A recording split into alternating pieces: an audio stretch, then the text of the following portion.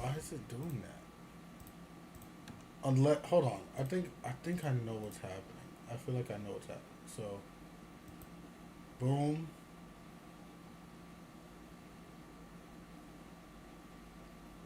Connect streaming. There we go. Okay. All right. I think everything's going through now. Let's see. Let's see. Let's see. Let's There see. we go. Yeah, you're right. You're right. All right. Cool. Cool. Cool. Cool. Cool. All right. Zero. Can you hear me? Can everybody hear me right, properly, and all that stuff? You know. Um. Okay. Okay. Okay. Okay. So there we go. All right. All right. All right. Let me just turn down the volume real quick on my phone. Okay.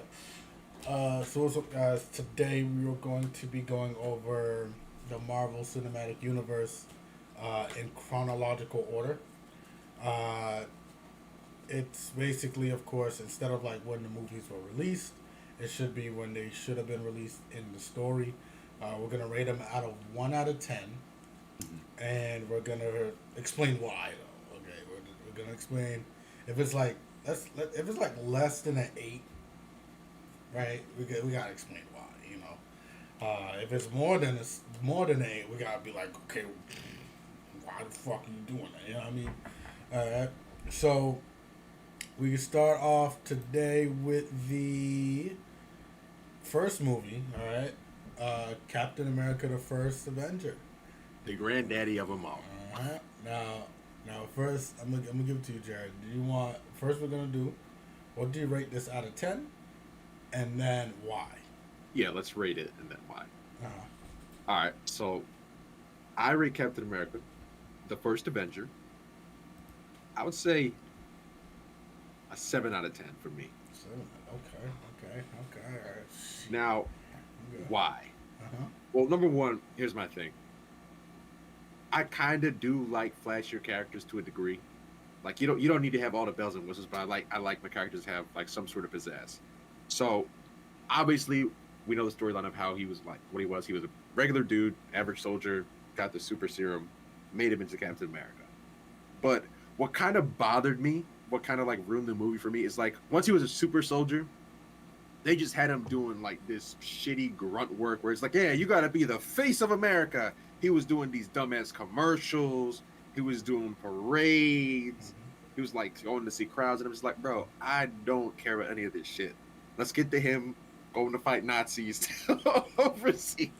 Okay, so you felt like they took too long in regards to They like it in my opinion, it took a little bit too long for the for action him in to the like get movie. over there. Okay. And even when he did finally get over there, like yeah, he was a super soldier, but he like wasn't good yet. He kind of could fight people, but he wasn't doing fancy shit yet. Okay. So I don't know. I guess like there was never like a real point in the movie where you're like, oh damn, yeah, now he's Captain America. It was just like he's got the serum and the shield, but yeah, that's kind of really it. Okay. Okay. Uh, for me, it's 8 out of 10. Okay, Right, 8 out of 10. all right. For a couple of reasons. For a couple of reasons. One, number one. Uh, but in regards to him, it was the first, in my opinion, the first Marvel movie in which the character doesn't technically have powers. Yeah. Right? He's like a average Joe, but he's just strong. Like not like Hulk strong, but he's strong, right? Mm, And for it to take part during the war, mm, right? So we get to look back in time. We got Agent Carter, right? It kind of introduces the establishment of Shield right there, right? But on top of that, it kind of dives into who he was, who he is, and why you kind of see why he leads the Avengers, because it's not that in the movie, it's not that oh he's strong, he can do anything, right? It's like the thing is he's always down to do what's right, right? Even if it means sacrificing he's a good himself, because person, not a he good didn't soldier. have remember he didn't have combat knowledge, Mm. right? He was more reactionary. He didn't know how to drive a tank, you know, right? But the biggest thing for me was that when it did get to the action part, Mm. it was satisfying, right? Watching them kick Nazi ass was satisfying, right? It kind of sucks though because we're introduced. This is why it's 8 out of 10, not like 9 out of 10. Is that we're introduced to Bucky for only a little bit. Mm. We're introduced to Tony's dad for only a little bit. Even though this is the movie where you will mostly see his dad, Mm. it's still minuscule. All you know is he's rich. He flew the plane. He appreciates Captain America. That was it. Right? Nothing else. So I couldn't give it a 10 out of 10 there, but it did a good job in regards to the very beginning, the very first Avenger. So that's my thing. All right.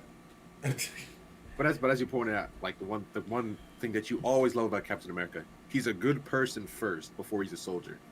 Regardless of the orders he's given, he always weighs that option, which you just gotta love about a person. It's a great leader right there. Facts, because as we know with the courts, he doesn't listen to authority, right? He can establish if authority is not good authority. You know what I'm saying?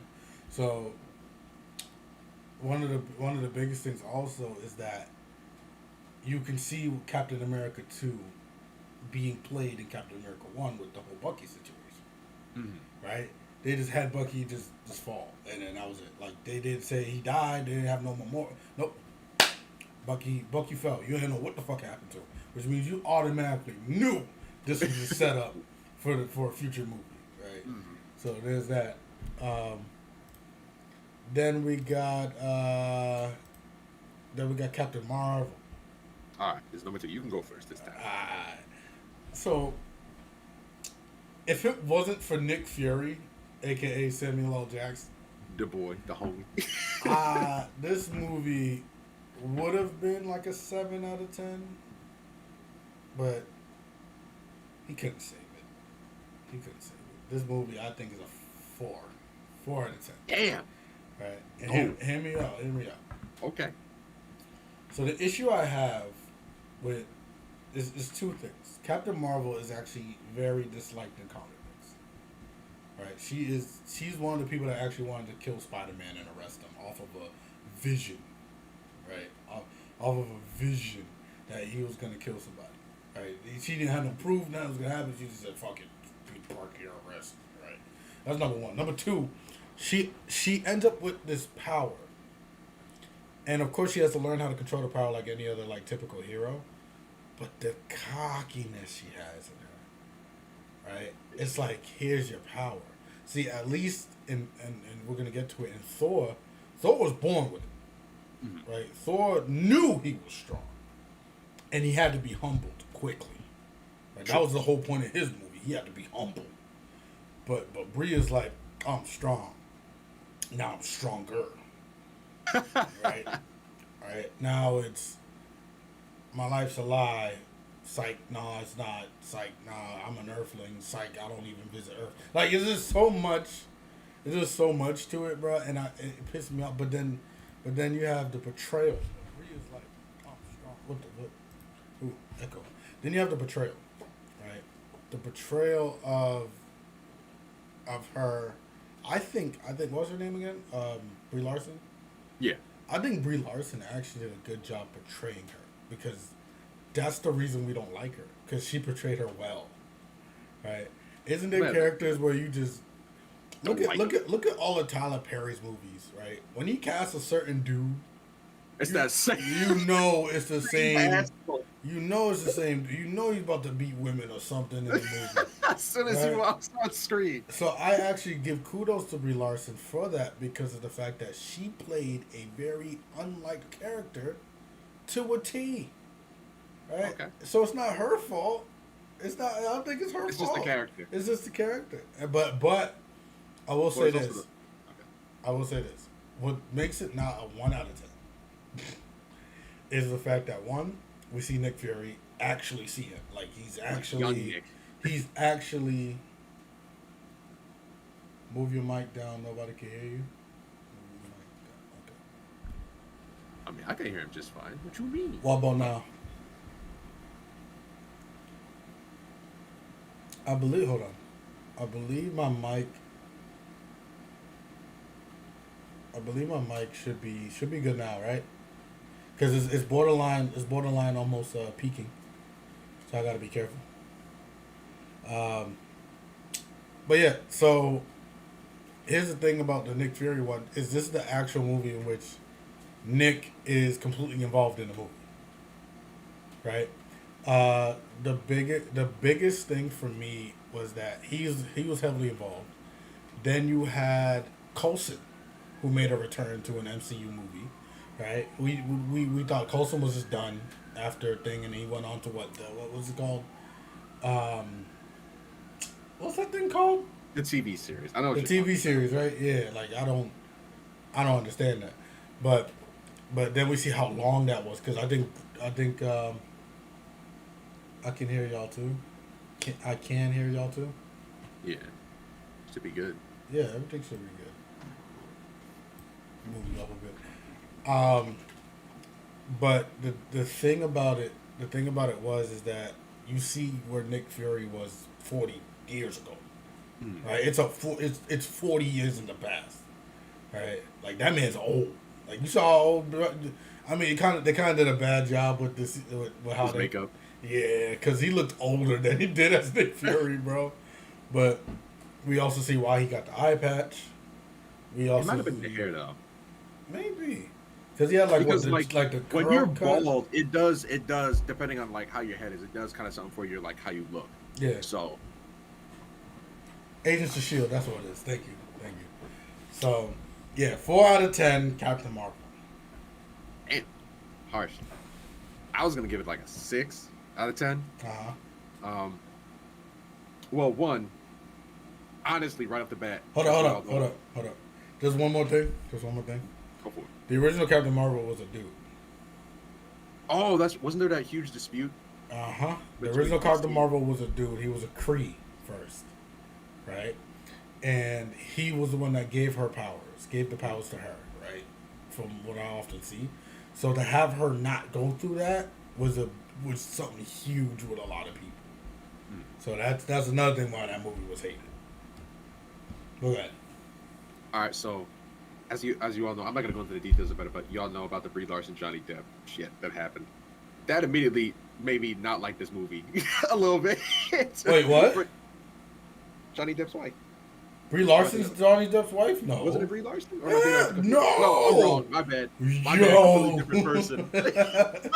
Oh, What's shit. her name? That's from Aquaman. That was Yeah, that's her ass. Aquaman. That's Aquaman. My bad. My bad. Don't forget that. Well, anyway, I still dislike her because of how she was at interviews and stuff. Like, if you ever watched her with the Marvel, like other Marvel group members and stuff, like Yeah. other actors, like she, like even though she wasn't Captain Marvel, you were just like she's kind of a dick and kind of just ruining the interview. Like every time, someone would like play off of a joke or something, like she would just kind of kill it, and you're like, yo, what's up with her, bro? She's kind of killing the vibe of the interviews.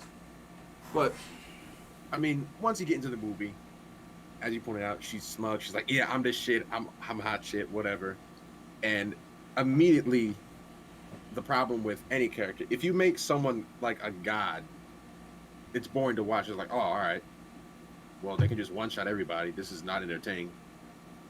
And then we also got to the issue of like, this was also supposed to be like the like movie for women, like empowerment. Yep. It was. And I have no problem with that.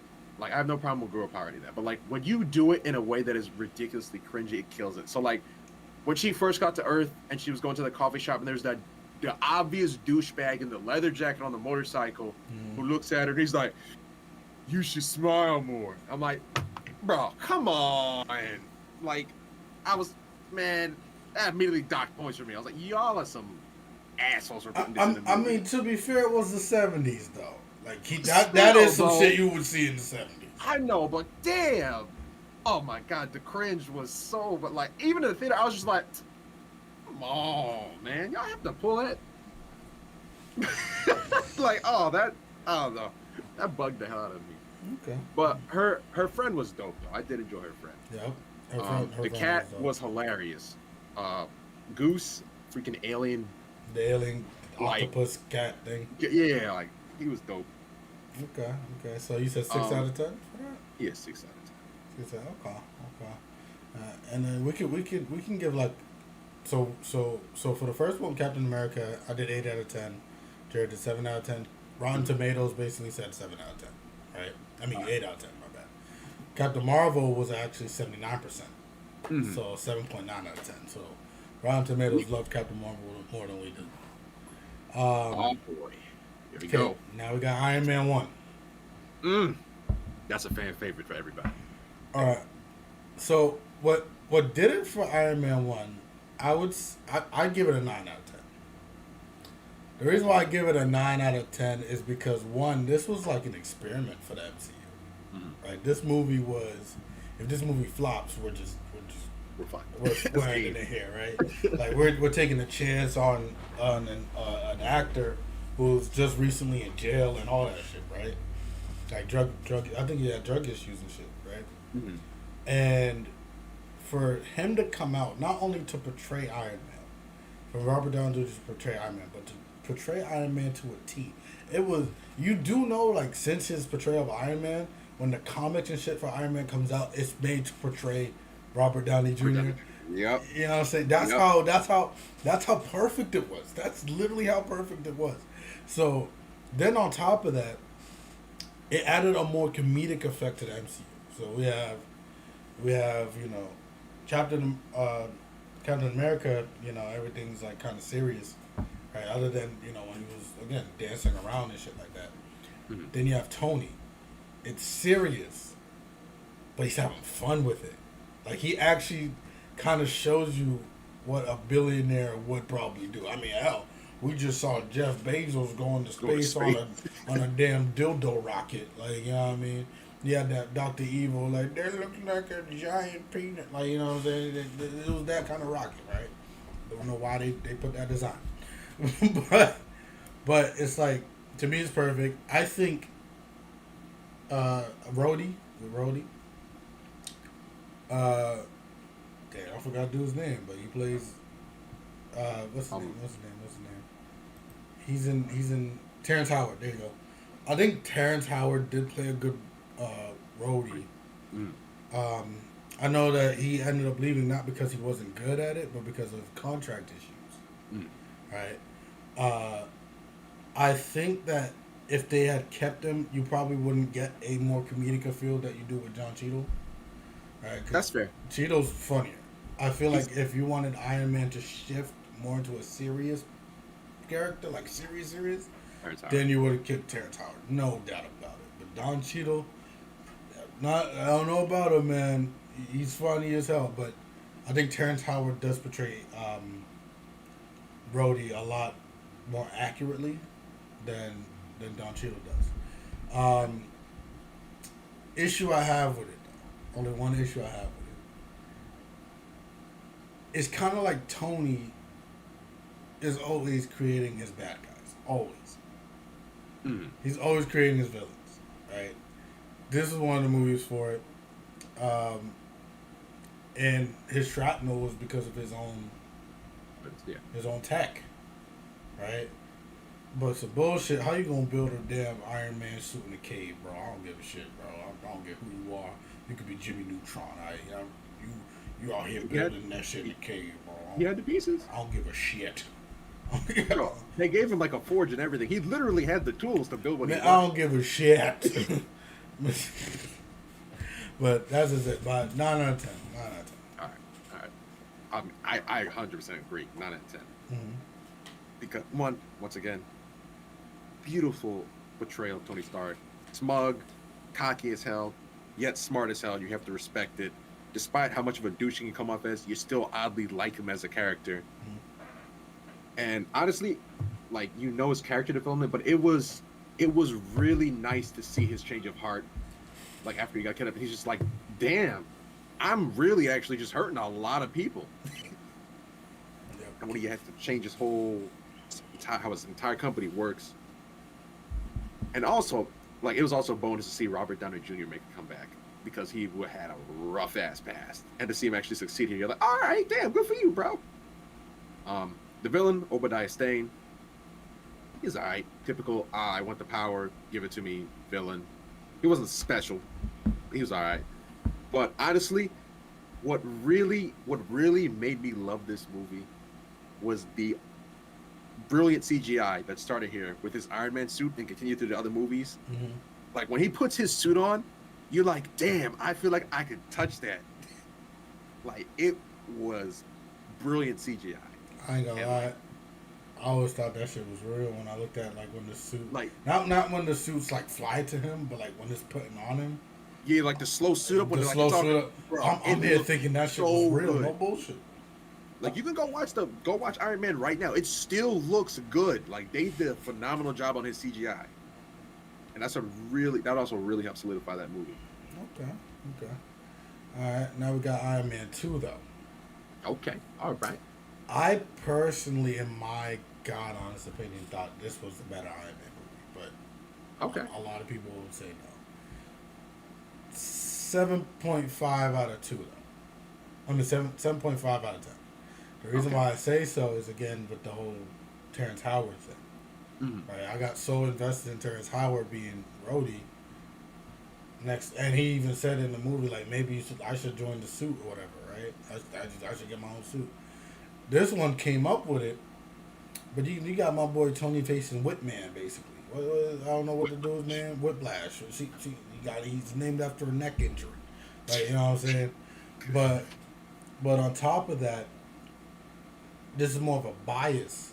But I loved I loved the fact that War Machine was in this movie. Mm-hmm. Right? When it came to the comics, when it came to like the animations and stuff like that, War Machine was always my go-to other than Iron Man. Right? Mm-hmm. Even in I think it was Marvel Avengers Assemble, Marvel Alliance. That's what it is. War Machine was always my shit, but only because like while Tony normally had the propeller lasers and things like that, War Machine had the guns. He had the rockets.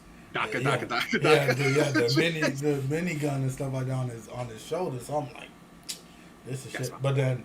But then what also closes it for me is the fact that this is the movie that they said now it's time for the MCU.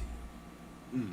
Right now is the time, and you see like that files on everybody, and you see Captain America, you see Hulk, all that. I'm like, oh shit, like oh this about to be good. You know what I mean? I remember my time in that movie theater too. I said, yo, they about to bring back people, like because you know how big it was for us for crossovers, right? Of course. Right? You already had Black Widow, right, in the movie, right? So when like we was geeking when Timmy Power Hour came on. So imagine our faces when we see in Iron Man 2 Black Widow comes to join in just to talk to him. Hey, the Avengers Initiative. And it's like, oh shit. I don't know the Avengers. Are they really about to put like movies together and things like that? So that's what it is for me. But the only reason I can't give it a 9 though is only because the original and Terrence Howard. Okay. Actually, they actually technically hinted at that a little bit in the beginning because remember he goes into the courtroom like before the like whole Senate. Yeah, And when he walks in and he's like Brody, and he's like, "I'm here, deal with it." And I'm like, "Hey, yeah, we know, different guy. Get over it. It's cool. It's fine." But for me, I think I'd rate it a 7.5. All right. That was pretty good. Once again, CGI on his suit ups was nice. It was kind of cool that he literally just had a suitcase that turned into an Iron Man suit. It did kind of lose points because, as you pointed out with other movie, he's just making his own villains. Well, no, actually, technically, this was his dad that made this villain. Because his dad screwed over the other dude's dad, and he's like, I can't get revenge on his dad, so I'm gonna get revenge on you. So he figured out the tech and came in. But I don't know. Even as a villain, even towards the end, when he got the full Whiplash suit up, it was kind of a shitty fight. Like it was cool when him and War Machine were in there like blowing up all the drones and stuff. But like when the big bad guy came down, I'm like, oh, now it's about to be a slugfest. Nah, he smacked War Machine twice and like punched Tony, and then he just grabbed him with the whips. And I was like, all right, well that was kind of boring. Yeah. I kind of wanted more. Okay. Now I gotta get something real quick. Okay. So here's the thing. I don't remember the Incredible Hulk too much. Fair enough. That first one. I mean, that was older. That was really early. That was 2008. That was actually before. That was the same year as Iron Man, actually. Right. Oh, you're right. Actually, yeah. Talk about just a little bit for your standpoint. I'll be right back. All right. Let's see. Oh man.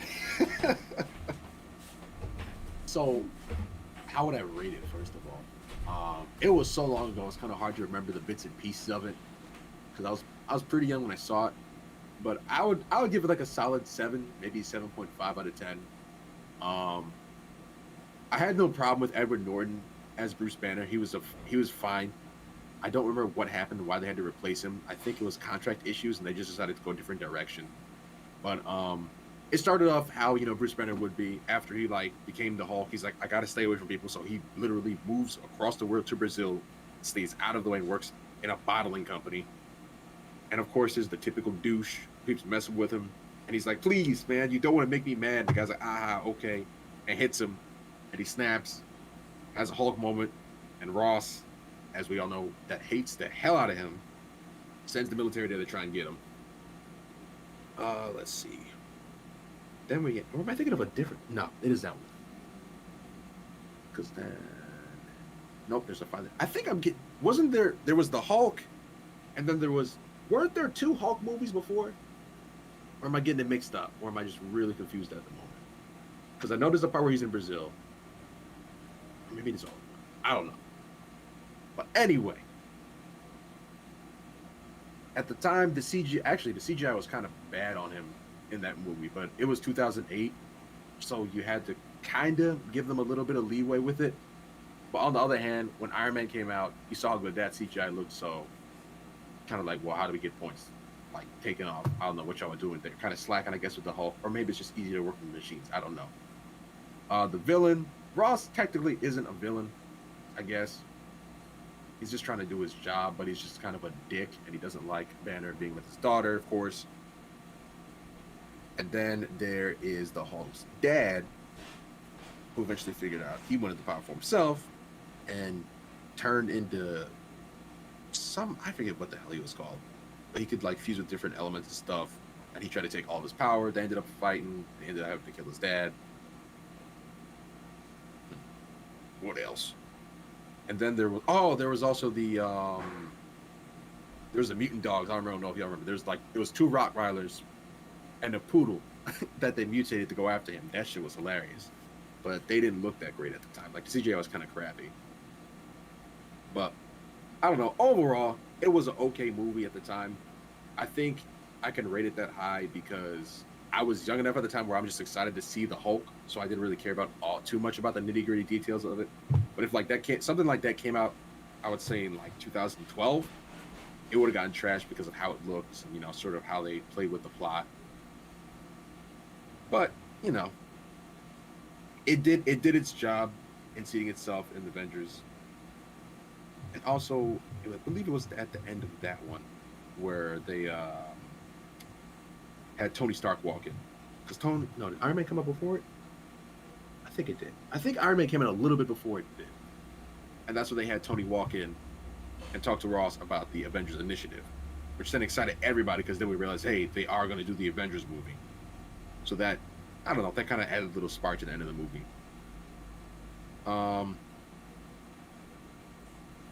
Based on how obvious the plot would be, it kind of followed the similar lines. It's like, he's trying to stay away from people.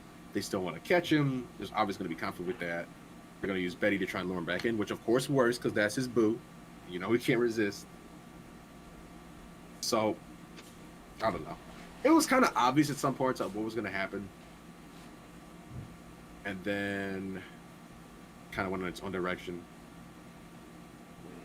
No, there was definitely 2 movies. The Incredible Hulk was the recent one, and then there's one before that. I just don't remember. That's what happened. All right, there was 2 Hulk movies. The first one was just called The Hulk, and then the Incredible Hulk is Edward Norton. And this one, that's when there was Abomination, I believe. And Abomination was just that dick lieutenant who was just a blatant asshole for no real reason. He didn't really think about it. He's just like, I'm trying to be a good soldier. I'm going to be the best. And all he did was just make everything worse every single time.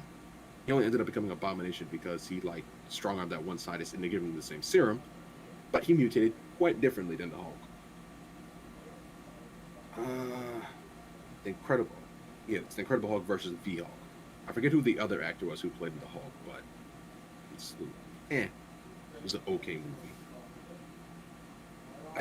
I do honestly wish that they kept Edward Norton because I felt like he did a good job as Bruce Banner. I felt like he kind of got all right. strong-armed when they pushed him out.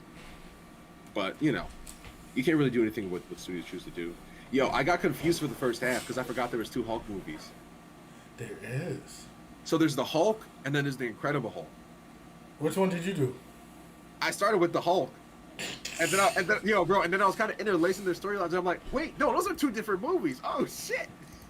The Incredible Hulk, yeah. The Incredible Hulk with Edward Norton, yeah. So which one did you rank that one? Like I gave it a 7. 7. Okay. Now Thor, first Thor movie. A lot of people I know don't like this movie. Really? Well, I kind of get why. The reason why I know it's why is because of the fact that the Thor movie, I mean, it started off with action, a little bit, but it was mostly non-action. It dragged. Yeah. It dragged. Yeah. It's just... it was hard to sit through. It was and it was. So the reason why I watched the Thor one with, focus, was just the fact that I like Thor, as so to see him that cocky in the beginning, but irrational, right? He was irrational. I'm sitting here like, wait, that ain't Thor. Like, cause Thor is cocky. Don't get me wrong, but he's not dumb, right? So I'm here like, okay, this is a different Thor. So I gotta see what's gonna happen. Then I see him kicked out of Asgard. I'm like, wait a minute, what? Right? Whoso holds the hammer of Thor? I'm sitting here like, something's got to happen, right? Next thing you know, he's hit by a truck, right? I love this scene when he's drinking I guess coffee or something, and he's like, another. Boom. That was hilarious, but it is the more, unlike Iron Man, which is like serious with some humor, this Thor was more humor with some seriousness.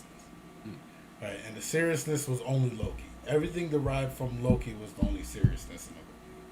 Right, everything else was just about Thor comically trying to get his power back. Right, but it also reveals that Loki is secretly a frost giant. Right, but he's an abnormal frost giant. Something I found out is that when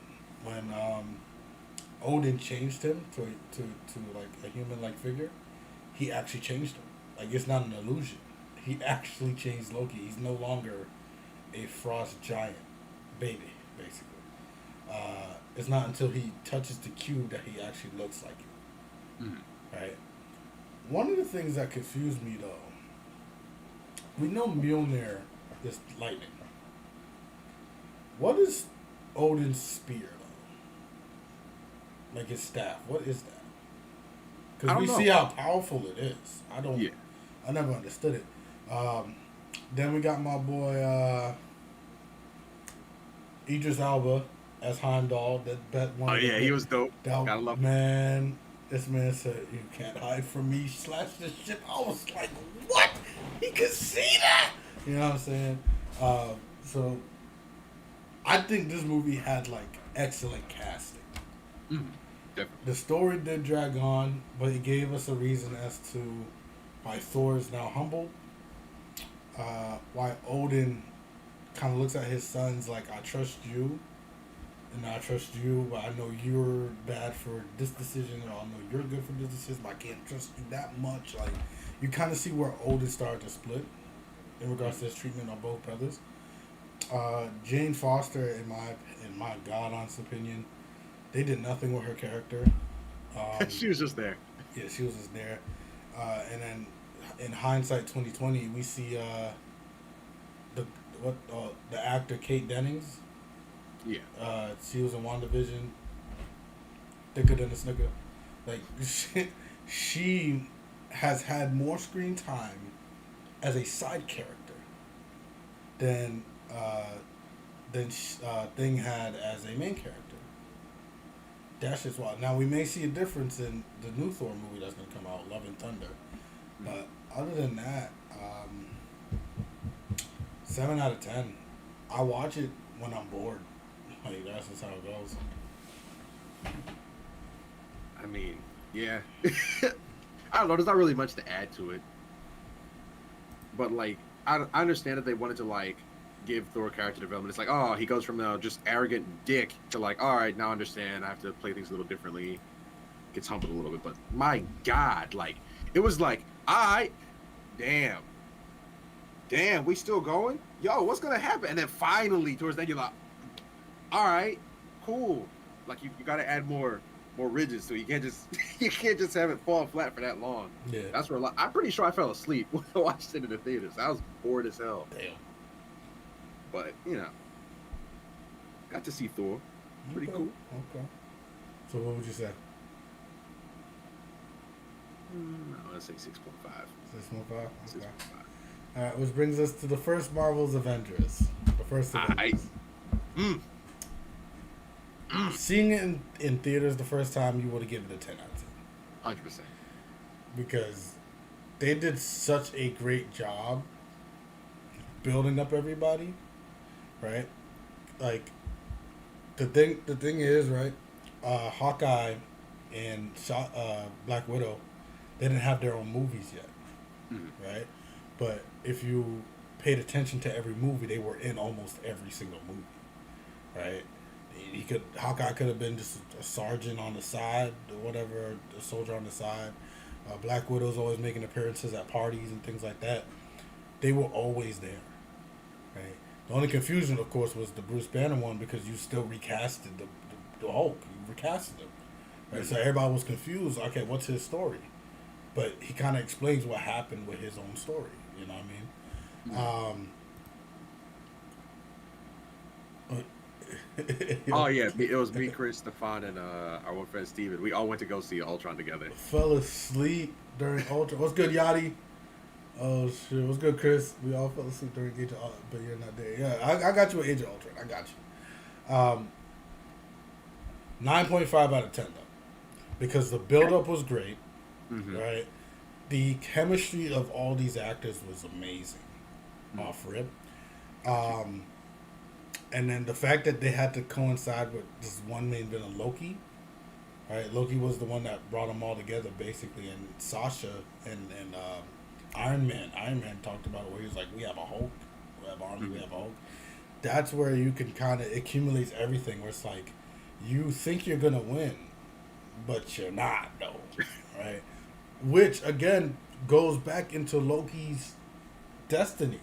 He's not supposed to win ever. He's supposed to be the side guy all the time. Even when he changes, he dies. Like, you know what I'm saying? But then you get introduced to Thanos midway through the movie. The Watcher, who's like, give me your precious, right? That dude with no eyes and shit. Hold your tongue. You know what I mean? That dude. Thor is now more of a law enforcer than anything. He's not dumb anymore, right? Okay. Portrayal of Bruce Banner, definitely great. Humble dude, scientist. Even touched on the point of suicide, right? Even touched on that.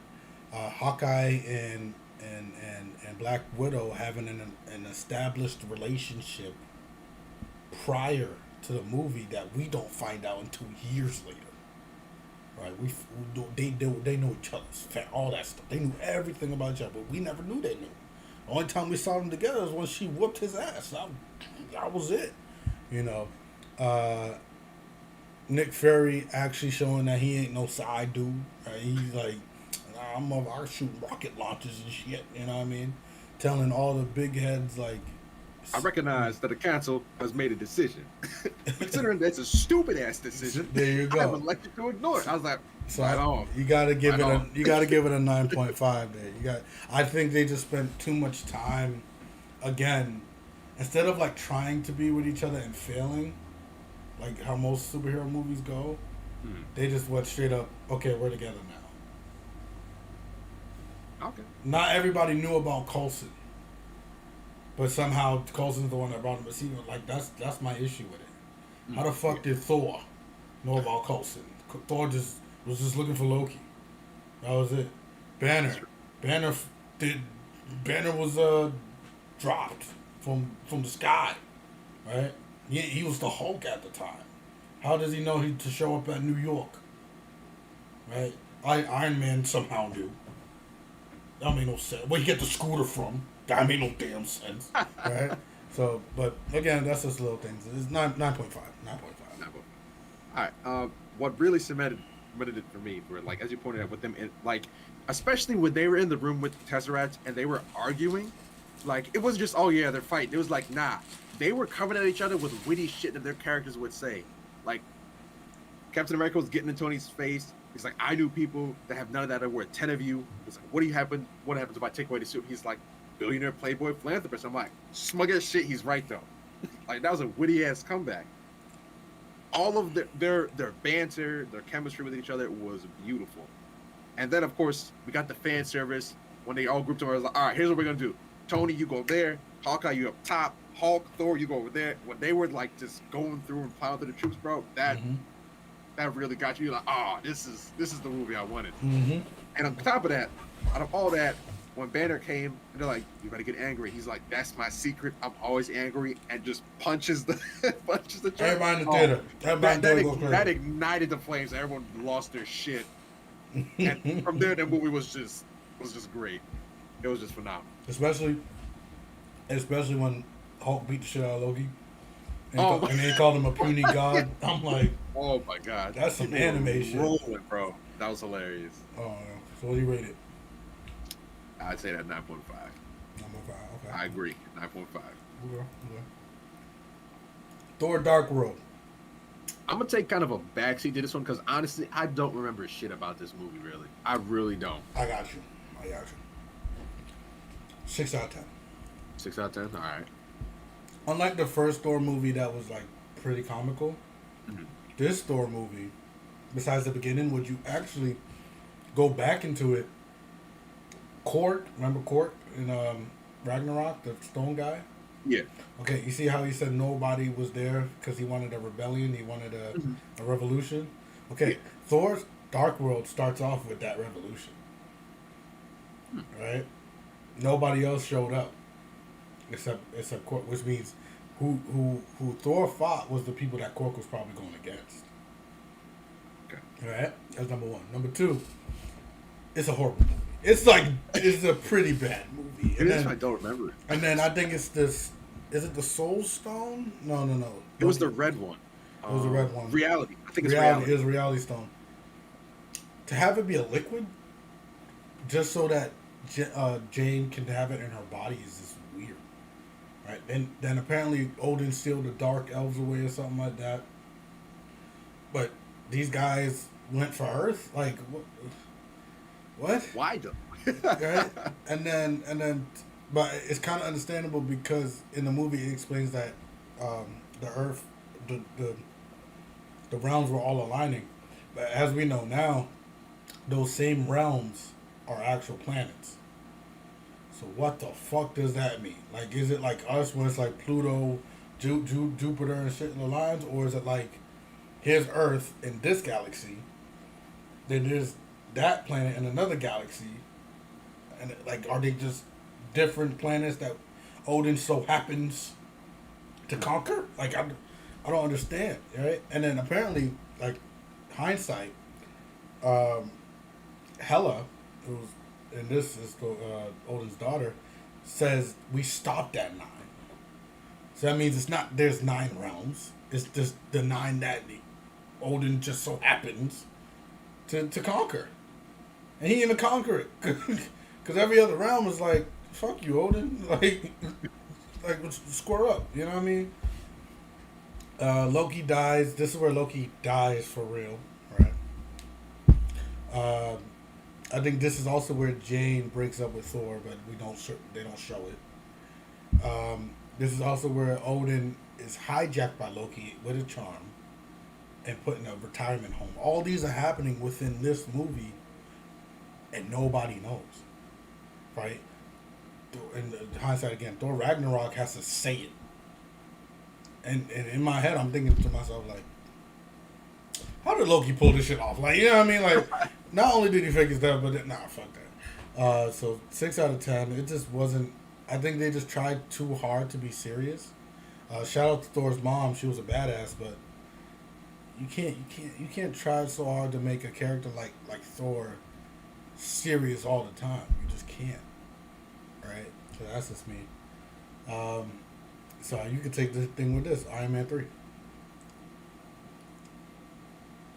I wanted to love this movie more than I did, but like it it had a couple issues for me. So like I rated um honestly for me like a 6.5. Uh-huh. Like if they never made this movie, I would have been fine with it for like a few reasons. So like one, the main villain, once again, Tony made another villain. Some other, and it wasn't, bro. The worst part, it wasn't even like Tony destroyed his life. He's just like, nah, haha, fuck you. I don't care. And this dude got mad about that shit, makes his own company, and then decides I'm gonna kill Tony Stark. And I'm like, why, bro? You're mad successful. Your company's doing great. Mm-hmm. You don't need to care about Tony Stark. You're fine.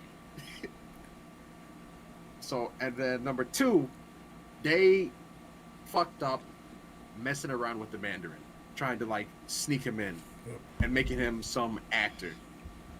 If you don't know, the Mandarin actually coming up in the new movie, Shang-Chi, the real Mandarin, Yeah. is no one to fuck with. Not at all. And has the 10 rings, each granting him a ridiculous power. And he is a problem. The fact that they just made him an actor really kind of killed the vibe for me for this movie. What kind of brought this movie back actually was the finale where Tony brought in all all the suits that he'd been working on, which like just made you think it's like, oh yeah, this man is always just down there tinkering with a new idea. So he has like 40, 50 different suits all for like a different purpose, which was really cool. But then he blows them all up at the end, so that kind of killed that vibe. So I don't know how I feel about that.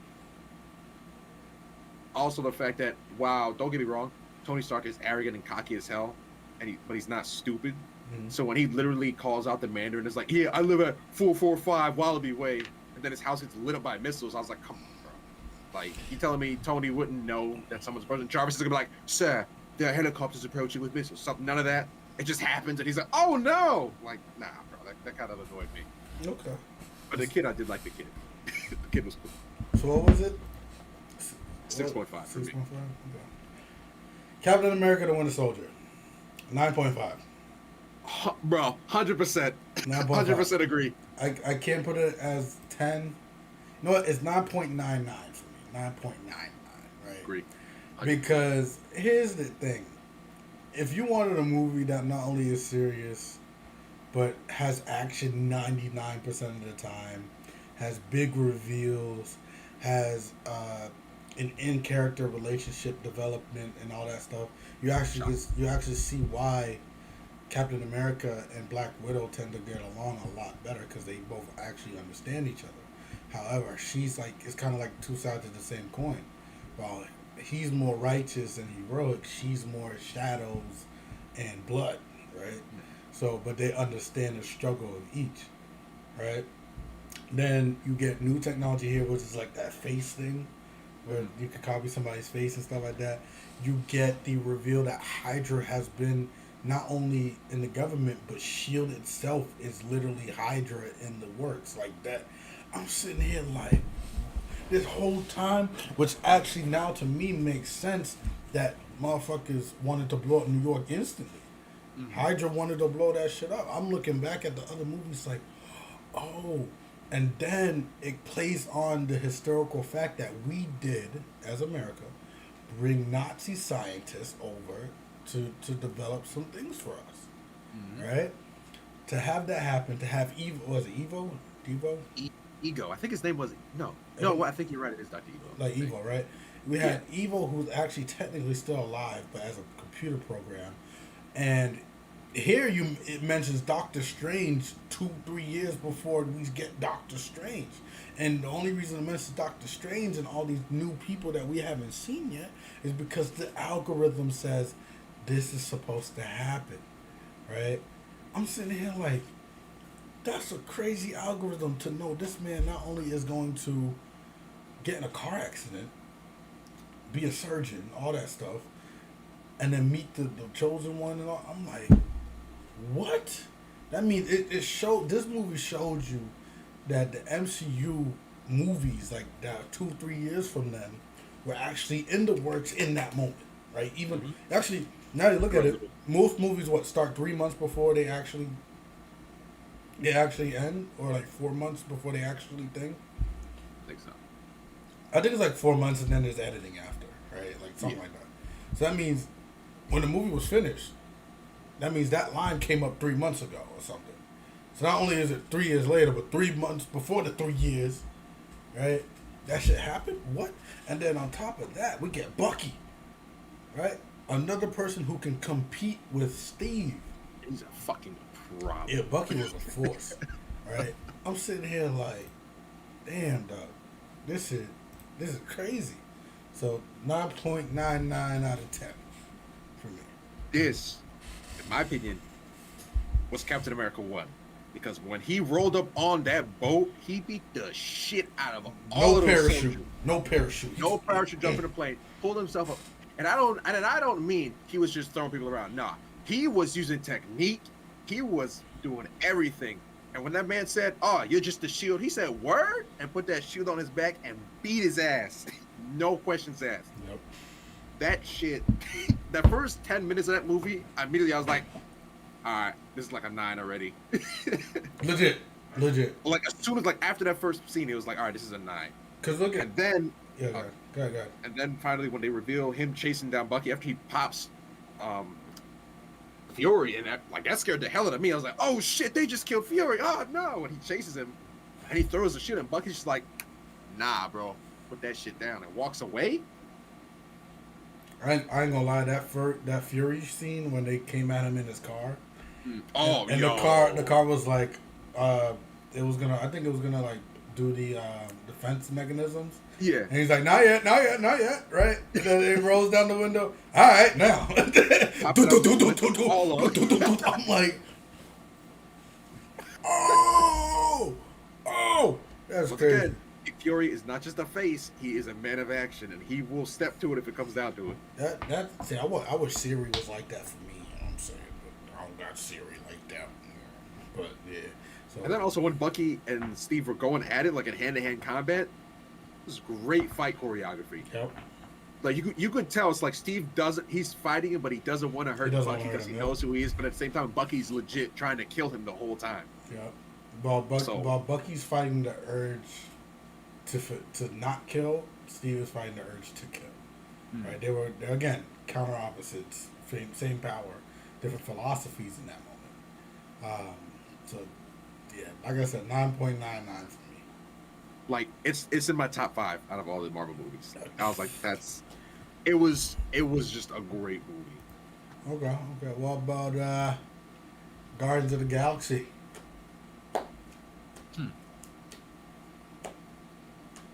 I'm gonna give it an 8. All right. 1, it was just a fun movie to watch. Yep. It was just really enjoyable. I mean, the beginning was kind of depressing as shit with you finding out what happened to his mom and stuff. But like once we got past that, like it was just fun. Star-Lord just singing and dancing, going up to the crystal he's trying to take, and you're like, oh. Like all the old school references were great. Rocket was hilarious. Yep. Groot was Groot. You gotta love him. I am Groot. That's all he says. And that was Vin Diesel, which is hilarious. Yep. They paid him to say 3 words a couple of times in the movies, and it worked. And then Drax, oh my god, David Bautista did him. He did it well. Bro, he was hilarious. The fact that everything is literal was great. Gamora, just every time Star-Lord was trying to have a moment with her, she's like, nah, I'm not that type of person. She would hit him or put a knife to his throat. Yeah. So for me, the beginning, a lot of people love the ending. I like the beginning. I love the jail scene. That was hilarious. When they're all in jail, right? Like the first things first, when Rocket thought that they were gonna attack Quill, right? He's like, "Yeah, this is our catch," and then Quill's like, "Yeah, I'm with them," right? Then we go into the Batista thing. This was a funny scene. I think it was like Peter Quill was making like a metaphor. Oh, the yeah, she's like, yeah, and then he's like, why would I put a finger on his neck?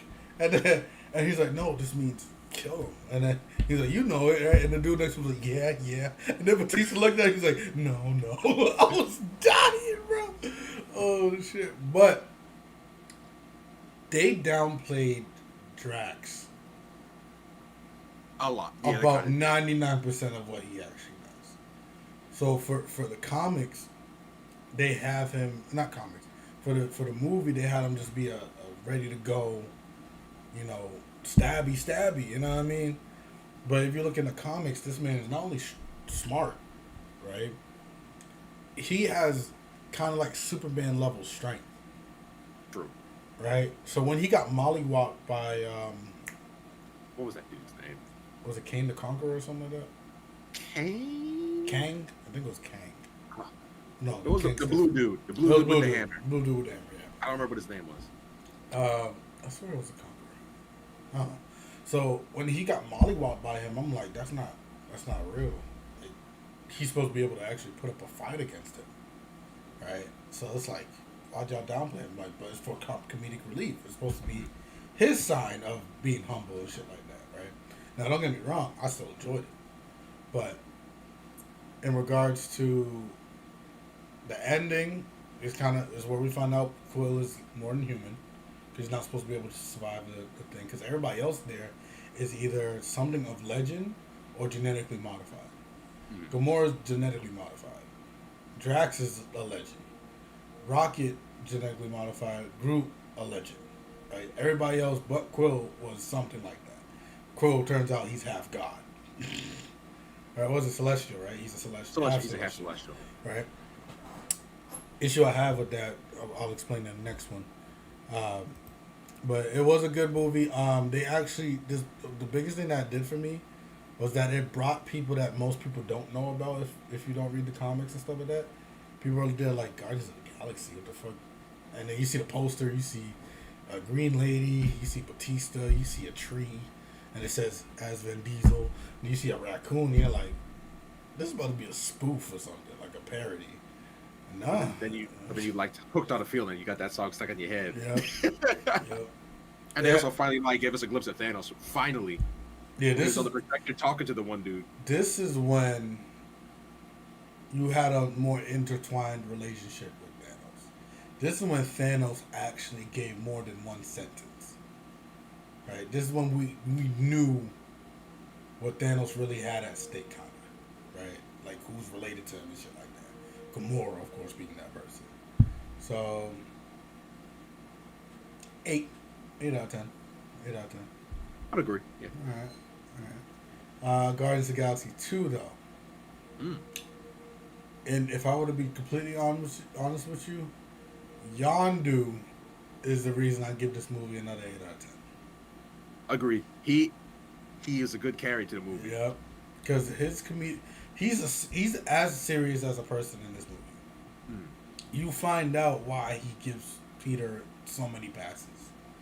Right? Why he acts the way he does, because his own father sold him off.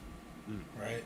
So you find out why he took this interest in thing. But on top of that, he actually sacrificed his Ravager title, right, to be with the core people, because he didn't know he was taking kids and killing them, basically, because that was his whole policy: don't kill kids, right? So, but the biggest thing was the arrow. The arrow, man. I'm sorry, the man killed his whole ship. Like I wish I could whistle like that.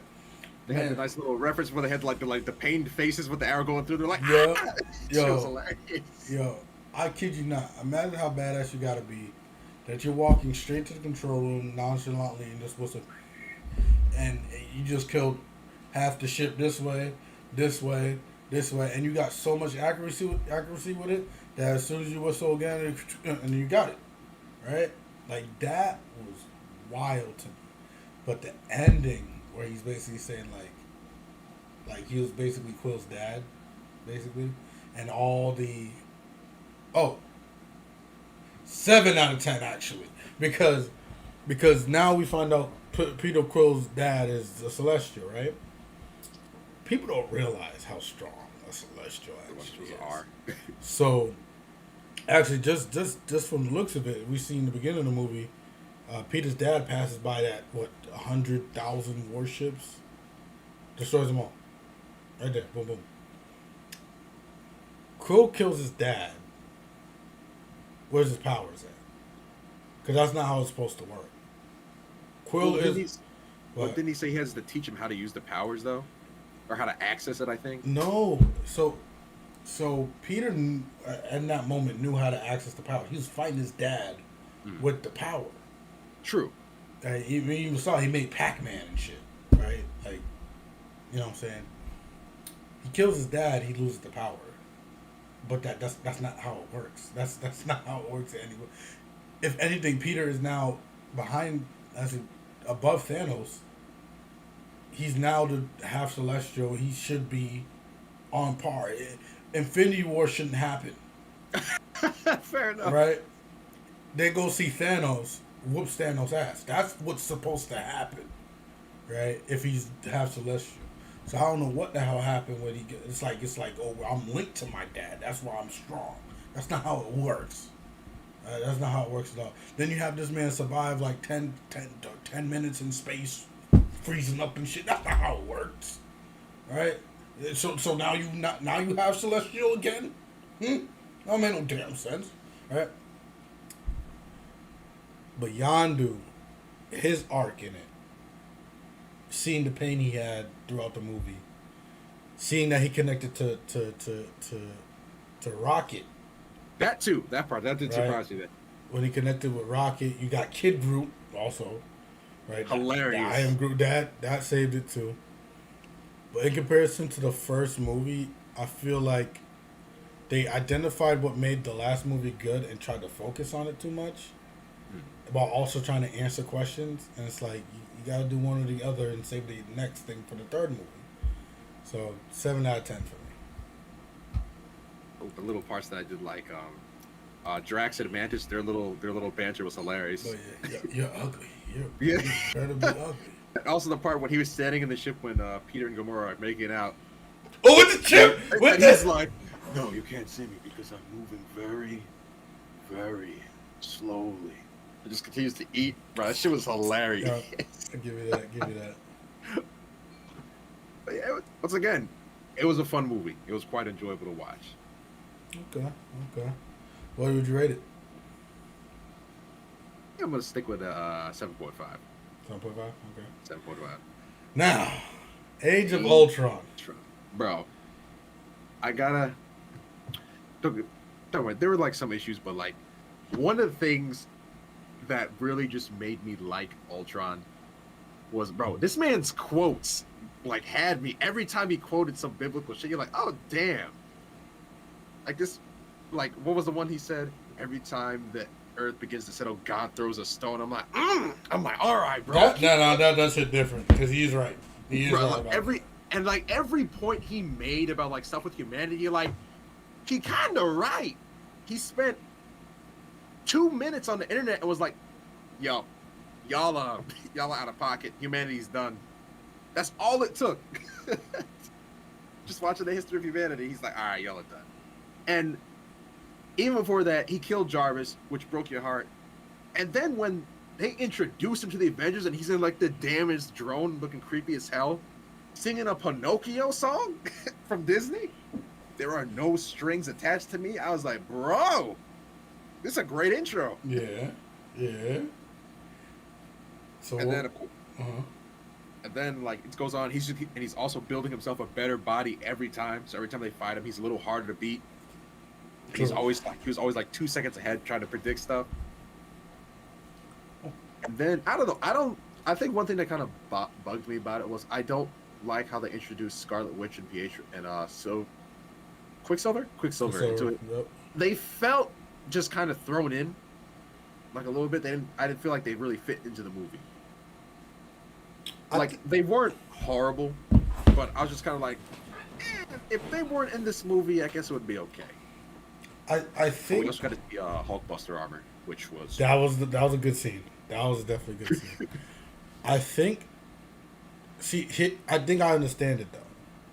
The reason why they were supposed to be brought in is because it's supposed to be Tony's sins coming back to haunt him. The whole movie was about Tony's sins being the reason the Earth may be destroyed. Okay. right? Because as we said in all the Iron Mans, It's making he villains. made his own villain. So this one was the one where it came full circle. Mm. The twins were because his bomb, Mm. right? Fair enough. Yeah, you're Stark right. There was Industry, Stark's right? Tech. Stark Tech. Yep. Ultron, he made him, right? With Banner, he made him. Uh, and the issue I have with Age of Ultron, I'm gonna be real with you, is Ultron is supposed to be an adaptive uh, cyborg kind of. He's AI. He's really Yeah, smart. Yeah. he's supposed to be adaptive. So He was pretty one track minded. that's what I'm saying. He should have been able to identify every thing's weakness and build a body for it. Right, that's how it should have been. You see how many of himself was there, right? Like all the, so why didn't all those things have the same body? Why were they all scrap metal basically, and then it's him, and then he was even scrap metal to the Hulk. Right, Hulk just came in, tossed him off the ship. He said, "Oh my god," and then he got tossed. But the thing about Age of Ultron to me, well, they put too much emphasis on that. This is Tony's fault. Mm. However, it does build up. If Age of Ultron does not happen, it gives it the rest of the movies barely touch base, right? True. Because this is where the Avengers start having issues with each other because of Scarlet Witch, right? Thor now sees that his homeland is gone, is gonna die, right? That was what happened. That was actually true. Like he had to figure that out. Tony now sees that they're gonna lose one day. What happened? Right? Captain America wants to go back to Peggy and he can't. What happened? Right? You know what I'm talking about? The Hulk only sees rage now. So what's the biggest thing that everybody says? Well, Hulk's hulking out. Keep him away from people. Well, what happened? Right? See it? Hawkeye didn't fall for it. You know why? Because he's already fucked up in the head. And then lastly, we got Scarlet Witch. Right? Scarlet Witch goes back to the Redwood, where we find out what was done to her, which is why she couldn't fall in love with Bruce. Right? All of these things happen within that one movie that foreshadowed every other movie. Vision.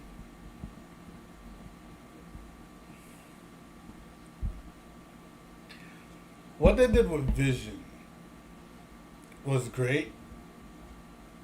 However, I feel like when Vision entered the fray, Ultron shouldn't have been able to do shit. Once he grabbed him and cut him off from the internet and shit, That was game. mind you, Vision is the Soul Stone. No, the Mind Stone, right? Mind Stone. He's the Mind Stone with a Jarvis AI, with a vibranium body, with Ultron AI. So he's adaptive. He's responsive. He has the strongest outer shell that's flexible, and he got a Infinity Stone. Infinity Stone. Yeah. So how in the blue hell could he not do anything? All he did, look, and you could tell where the movie fucked up, is because after he got Ultron and they had that big scene in the church where it's like, right, he disappears, and you don't find him again until he's in the woods. Right, the fuck you doing in the woods, sir? I get it. Their whole thing was to make sure no other Ultrons went free. But it's like, bro, you could have stopped that one Ultron before the thing went down. Could have did that, right? It didn't have to drop down, right? If anything, because remember, if it dropped down like I think it's supposed to straight down, right? Like the rocket booster is supposed to send it straight down. If Vision's there and that Ultron doesn't push it, it falls down normally, right? So it's like, what the fuck happened? All right, fuck you, Vision. You my dog, though. So, but Ultron is definitely one of those movies where I don't really watch anymore unless I want to get more Hawkeye banter.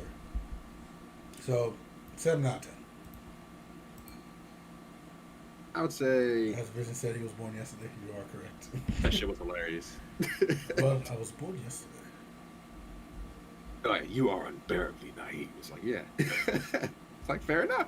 I would say like 7.5. 7.5. Yeah. Okay, you more closely Just related because, to like, Rotten I was just kind Tomatoes. of hyped to see Ultron. I think that's also what hyped me up. But like, he kind of like fizzled a little bit, but he was still cool to see. He was handled within minutes, though. Also, like even in the comics, like every time they're like, we killed Ultron, it's like, nah, that was just body number 35. He Yeah. got like He a got hundred so much others. more. He's like Brainiac from DC. I think So, he's modeled after Brainiac from DC. so that's why it kind of annoyed me that they like killed him. I'm like, bro, they never kill him. They just blow up the body and he's gone for a few months. And then like, oh, Ultron's back. People think Thanos is the biggest threat to humanity. It's not. It's literally Ultron. If you look in the comics, most of those end days involve Ultron killing all the Avengers. Right. So, all right. Next we got Ant-Man. Man.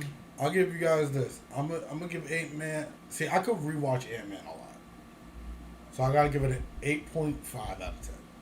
Is it because of Paul Rudd? Paul Rudd for sure. Paul Rudd, y'all, his charisma, his personality. Everything fits Like- so well. Everything fits so well with the movie. The biggest thing for me is just the fact that, like, again, it's one of those things where like the characters all of course like get together, like their chemistry is huge. For some they put T.I. in it, and T.I. is like, don't get me wrong, I don't think T.I. is a good actor because he portrays himself as T.I. But his face was supposed to be like that, like he'd be like this, like acting surprised and shit. That should be funny. What was the other one dude? You're talking about Michael Pena. Michael Pena Pena explaining hilarious. everything happening is a top part of the movie. That shit got memed. There was a meme of that with like when Avengers Endgame and shit came out. That was hilarious. Yeah, just have him explain everything up to that point.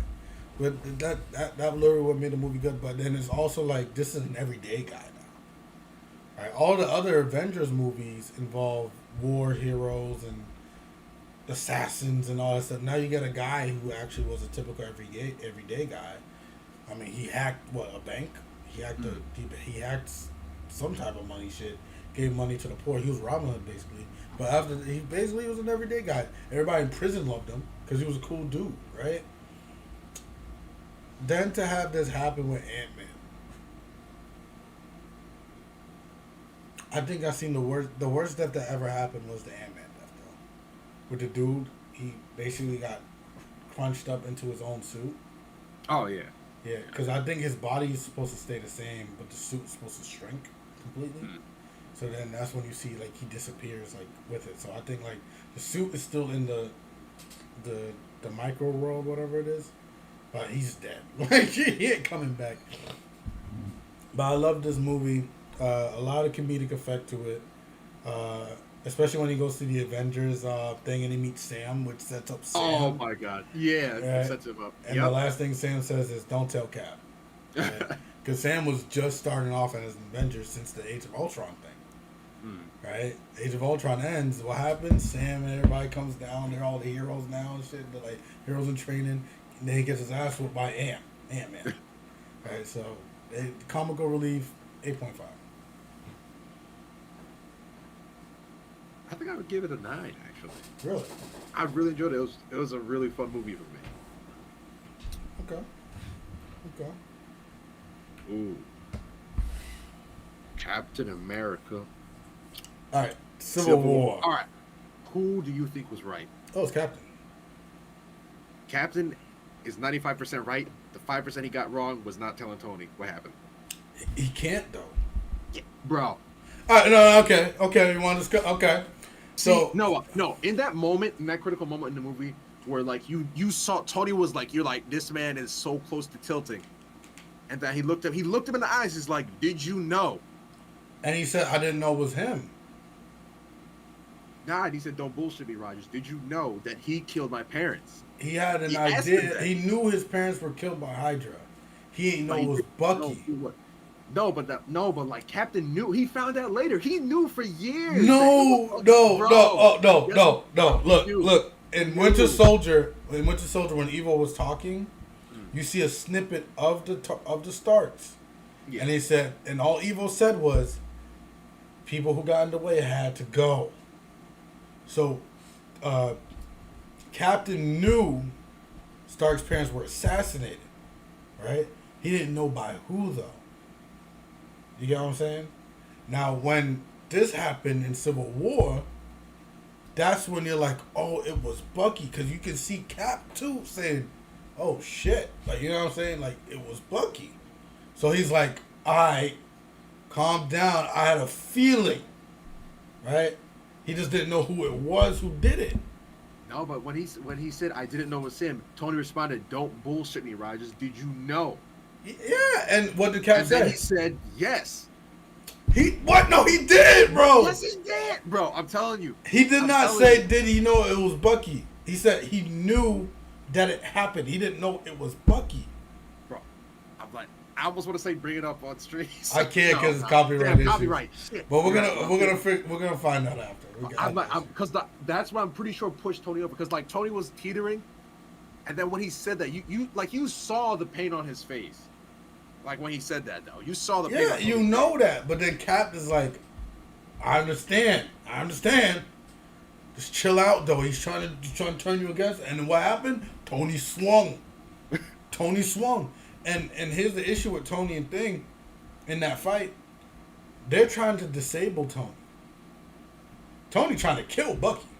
Oh yeah, he ain't no fuss. Right? So he said, "I don't care. He killed my mom. That's all he cared about." People act like they jumped this man, like they wanted to kill this man. They was like, "Yeah, he killed your parents." Boom, like, you know what I mean? No, like they were trying to disable Bucky, and then on top of that, when Steve got the upper hand on Tony, right? He smashed his helmet off so that Tony could breathe, and then destroyed the propulsor thing. Yep. Right? I loved Civil War because of who it brought in, but you actually see the difference in between whose team is on whose team.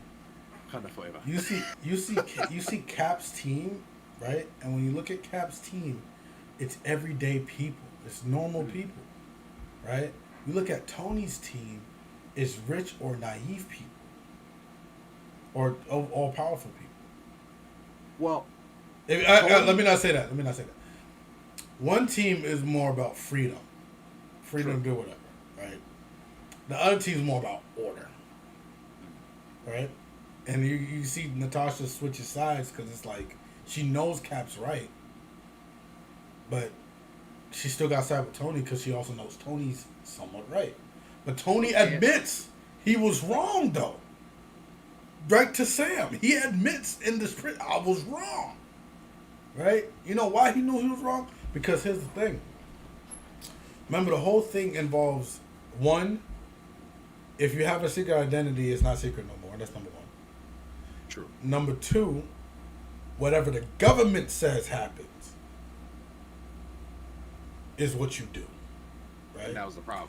And you literally had Bucky, Sam, Cap, and Black Widow just come out of a movie where the heads of the state and the head of the government and all them agents was the enemy the whole time. So you see what I'm saying? So how do you expect them to go for it if literally the heads of the state, the government, and all that stuff that they trusted turned out they were the villains in the first place? That's why he said agendas change. Right? You can't tell a dude who literally just saw it happen to the most powerful organization and government that it don't happen. Ross is one of the most corrupt motherfuckers out there. Right? You saw him in Hulk, where he actually experimented with the Hulk's blood and made Abomination in the first damn place. True. Turns out Ross is actually supposed to be I think he's supposed to be Red Hulk too, in the comics. Yeah. And Hawkeye. Oh, yes, Hawkeye was there too. Yeah, see, Hawkeye's embedded in S.H.I.E.L.D. though. Yeah. He hears everything. They also brought in Spider-Man, hyping everybody up when he popped in. They're like, "Oh shit, Facts. It's Spider-Man!" And proceeded to get folded like paper. He was doing all right at first. He was doing that because nobody knew his power. Nobody knew his power. Then look what happened. To be fair though, when he called Bucky's arm, they're like, oh wait a minute. Yeah, Bucky's Bucky expression was great. was shocked as hell. I It's would like have been this too. man, like he's like Cap don't even catch my right hook, and this man just caught my shit. But no, forget that. He tried to kill Buck.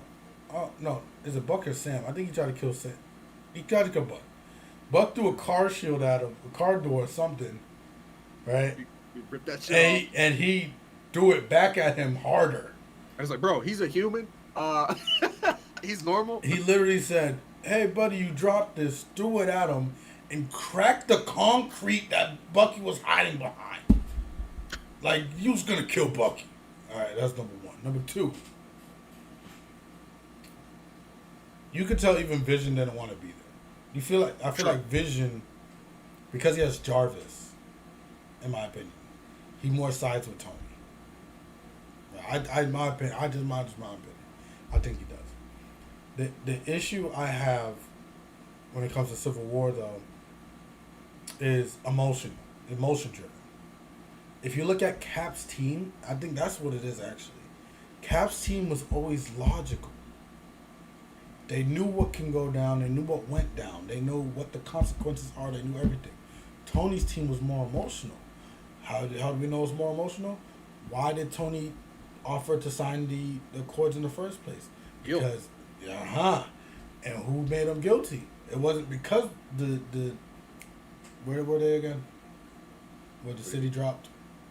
Oh, Sokovia. Sokovia. It wasn't because Sokovia happened. It's because a mom came to him and talked about her son happening. Right? Tony was still living his life though. But then he also started seeing the footage of like even New York when they saw like stuff when they're flying around trying to fight them, like they were hurting people, like not on purpose, but that didn't happen until the mom came and started talking about it. That's when they started embedding everything. But then it's like, and the captain even says it like, we saved everybody. What are you talking about? They didn't cause that stuff. Besides Tony, Tony was the one who caused Sokovia basically. Right? Tony and Banner. Banner ain't there. Banner left. So who you gotta blame? Tony, right? He said Sokovia, things fault, but he said 1,000 people so died. Yeah, it could have been 2 million. Actually, it was an extinction level event, so it could have been 7.3 billion. Actually, right? They ain't gonna talk about that because it's Ross. When they were in Wakanda, right? Well, not Wakanda, but I think it was Ghana or one of the two. The gas and the bomb was in a public area of everybody surrounding it, right? She threw it up and only like 10 people died. Could have been 50. They gonna talk about that. You know what I'm saying? So this is funny. Said you're like, and only 10 people died. I'm like, bro, they still got killed. Yeah, but it's still bad. But it's 10 less than 50, right? That's fair. Okay, so when you side with Cap, when you side with Iron Man, who again said he was wrong, when you side with Iron Man, you end up with issues, right? Why didn't Spider-Man side with Iron Man? Okay, what happened at the end of Far From Home? Fair enough. Yeah, his shit got revealed, right? And what happened? He was pissed, right? Okay then. So, but Civil War was definitely a turning point for me. You saw the build up of the Avengers Discord happening since the first movie. So to see this, and mind you, they did a smart job. They got rid of the two strongest ones, right? And you know how I know whose side was gonna be on who? Banner would have been on. I don't know. Both the strong sides would have been on Cap's side. You know how I know? Why? Because Banner was not gonna be in a side where the government controls him because he already doesn't trust Ross. They already tried it once, and he's not gonna give it a second time. And Thor already knows that Tony creates his own problems. And he normally sides with Cap, does he not? Okay then. So both the strongest Avengers at the time were gonna be on Cap's side. And that would not have been good for Tony's side. Right? So they put Cap again with everyday people. Right? The everyday American man versus Playboy billionaire philanthropist. Right? So I'm just saying. Okay, the one after that is Black Widow. I have not seen the movie yet. Same. I've not seen it yet. so we can't really talk about it. I will be seeing it next month, so we'll see. Spider-Man: Homecoming, 8 out of 10. The reason why I call it 8 out of 10 because, and I'm gonna give the next one, the other one, another 8 out of 10. The reason why is because one, Spider-Man is my favorite superhero of all time. Okay. Spider-Man was also an individual superhero, right? The issue that the movie does is, and you can even see in the synopsis, a young Peter Parker. Bruh, most Spider-Man comics are when he's like borderline college, Mm-hmm. right? He's not supposed to be an adolescent teenager, right? Like that's only like a minuscule amount of comic books. But on top of that, even when he was a teenager, he wasn't a dependent on somebody else teenager. He, of course, he was a fanboy when the X-Men came and all that stuff. He's a fanboy of it. Don't get me wrong, but he was still an individual person. Now this movie portrays him as basically Tony Stark Jr. Right? Everything he needs is Tony's tech. Everything. Literally everything he needs is Tony's tech. He no longer focuses on his own shit. Right? Got kill mode and all that shit. Like what did you do to my Spider-Man, bro? Look at Andrew Garfield. He was Spider-Man, right? They got the witty banter right. They got you're supposed to make jokes and shit like that. Da, da, da. But you're also supposed to be serious. You're not supposed to be yelling at shit. Like, yeah, he doesn't do that. Right. Tobey Maguire, same thing. Right. They learned to be Spider-Man as time went on. And this one, Tom Holland Spider-Man, before Tony picked him up, was apparently Spider-Man before anyway. Mm. So that means he already knew what to do. He already made his own webs. He did all that stuff already. Right? So it's like, all right, maybe this will be a good movie. Nope. Because Mary Jane is there, and she's Zendaya. Right? She's not the redhead Mary Jane like everybody knows. Right? Okay. I'll give you a pass at that. Oh, Mary Jane's not the love interest? Who is it? Oh, the Vulture's daughter. Okay. Well, let's see where this goes. Vulture's daughter gotta leave now. Okay, bro. Like, okay. And you know what's the worst part? Tobey Maguire's makes it accurate. So Mary Jane, she's supposed to date Gwen Stacy in high school / beginning of college. He's supposed to get Mary Jane college adulthood. So what they're doing, in my opinion, is now appeasing to a younger audience because the other ones did not. The other ones appeased to teenagers and young adults, and as we saw, it just so happened that the kids also went to watch the movies. This one is more for the kids. Because ain't nothing he's doing relatable. You know what I'm saying? But because he's Spider-Man, he's 8 out of 10 because he's Spider-Man, bro. But that's all I can give him. I give that to you. Okay. I did actually like this movie. Actually, besides all that, it had a lot of nice references. Because actually, one of the once again, Tony Stark making villains. Because when they took over the cleanup, people lost their jobs. So what happened? The boss was like, "Well, I gotta steal shit." Yep.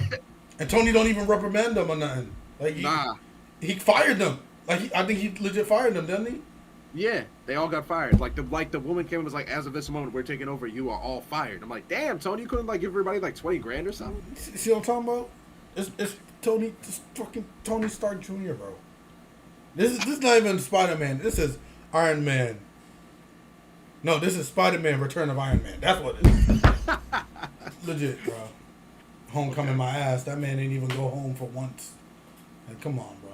But yeah, 8. What you got it? 8. I'd agree. Okay. Black Panther. Oh. The movie that black people lost their shit. It made record amounts of money too. Mm-hmm. That was the funniest part. Wakanda Forever. I'm gonna give it a 9. Yeah. I'm gonna give it a 9. I'm gonna give it a 9. The reason why I'm not giving it higher than a 9, right, is because of the fact that Killmonger's not supposed to die. And he's supposed to be locked up. That's number 1. Number 2, it did a lot for us as a community. We got our own superhero that knows he's black. Right? You know what I'm saying? And I'm not gonna lie. I rewatch this movie probably like once every 3-4 months. Honestly, right? It's not because Chadwick Boseman played him very well. It's not because of that. It's because the movie itself is just enjoyable to watch, right? The Wakanda Forever, like the scenery, the fight scenes, Culture. the culture, the rhinos, right? M'Baku. Yo, he's hilarious. M'Baku makes it hilarious, right? like, come on, man. Like, what villain? Like, he's supposed to be painted as like a villain, kind of. Where he's like, "We will field you to our children." I'm just kidding. You're vegetarians. Like what? And then he does the But for him to, I feel like he had more of a hero arc than Thing did, than Chad did, because, what you call it, T'Challa was always T'Challa. The entire time he was always the same person.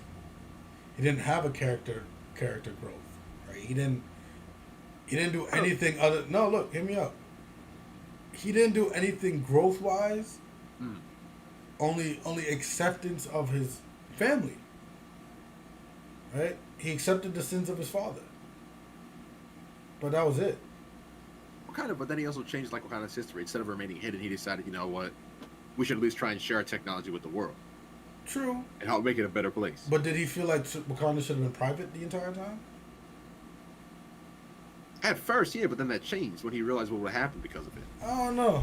I feel like, because even with Killmonger, he realized he knew we could have probably helped him all those years ago. See, that's y'all were so. He never had time to think about that, bro. True, he was running around. Literally, as soon as his father died, right? Came back to Wakanda, won the battle, went to look for Claw. Right after the battle, finds Killmonger. Killmonger's like, y'all could have been helping people for centuries. But Killmonger's thing of helping people was, y'all could have been whooping their ass. Right? Y'all could have been killing the settlers and shit like that. Right? He wasn't like, let's help out our brethren. He wasn't like, let's support them. Give everybody, you know what I'm saying? So, of course, T'Challa is not going to do that. Right? I don't think, and then ever since Ultron, was it Ultron? No. Ever since Civil War, T'Challa just went from no revenge to no revenge to acceptance. That character from Civil War is the one that had development. This one did not. The person who had development here was M'Baku. He was the only person.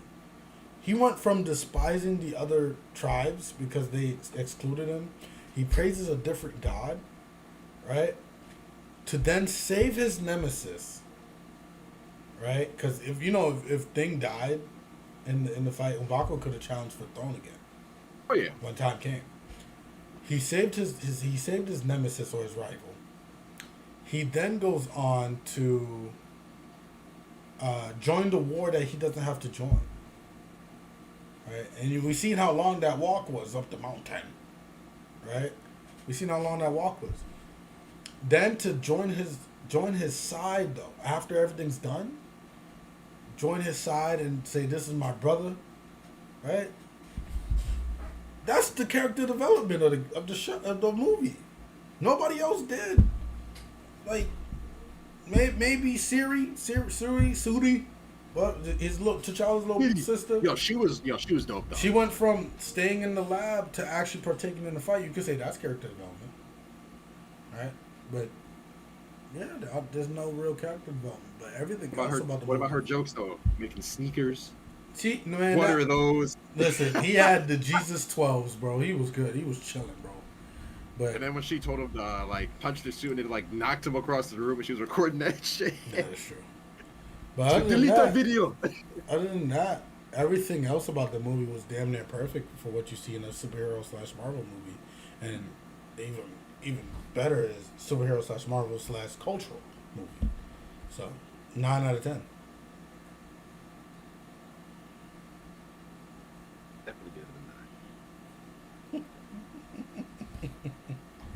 Damn, it's 10? What the fuck? Where are we going? How did 1, 2? We got a lot left. All right, cool. All right, we're gonna sum it up. All right. Doctor Strange. That could be last. Doctor Strange, 8 out of 10. Uh, the ending kind of made no sense to me.